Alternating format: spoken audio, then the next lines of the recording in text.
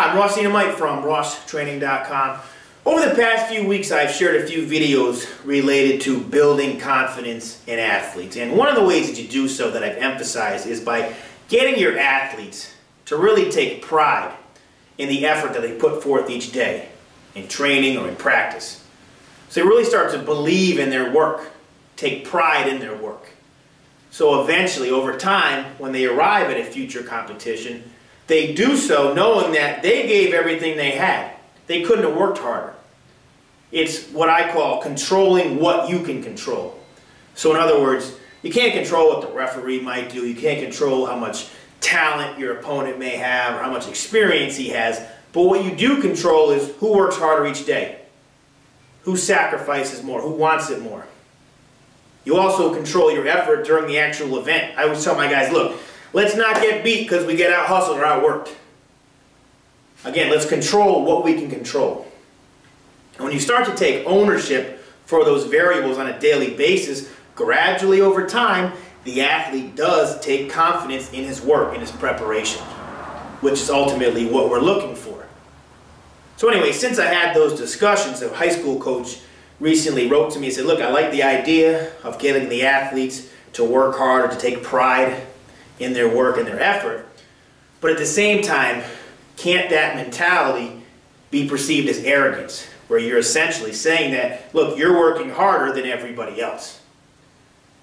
Now, speaking as a coach and as a trainer myself, I'll tell you, the last thing I want to be around is a group of arrogant athletes. So this question in particular is one that I believe is worthy of a response.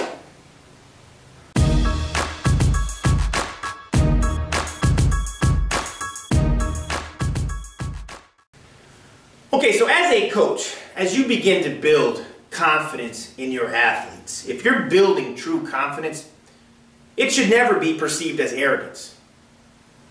True confidence is silent. It exists within.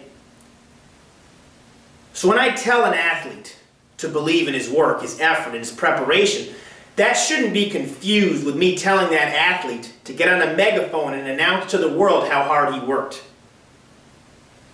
What I'm doing instead is putting something inside of him. Confidence comes from within and is silent. A confident athlete will never feel the need to tell you that he's confident. You either are or you aren't, and it can't be faked. Arrogance, on the other hand, is vocal. It's just noise without substance. A lot of coaches will say, well, there's a fine line between confidence and arrogance. But that's something that I've never agreed with. I see the two as being entirely separate and unique. If you take an arrogant person and throw him off in the corner, what happens? Suddenly he's quiet. Arrogance only exists in the presence of others. Suddenly that individual feels the need to prove himself, to gain attention and recognition. But again, it's just noise without substance.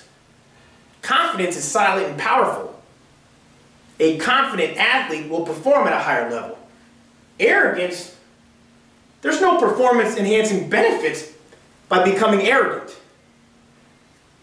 One of the beauties of athletics is that an athlete will succeed or fail based on what he does, not what he says. It is your actions that dictate your success or failure, what you do, not what you say you did or what you say you will do.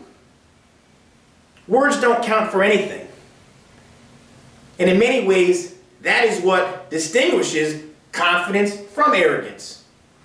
Again, confidence is silent. You may recognize it based on how someone carries themselves or conducts themselves, but it will never be announced.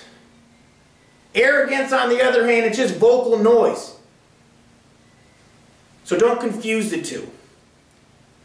As a coach, focus on building true confidence. As an athlete, build true confidence and recognize and understand that it comes from within. Let it be seen based on your actions, not your words. So in summary, as always, if you have any questions about this or anything else, shoot me an email at ross@rosstraining.com.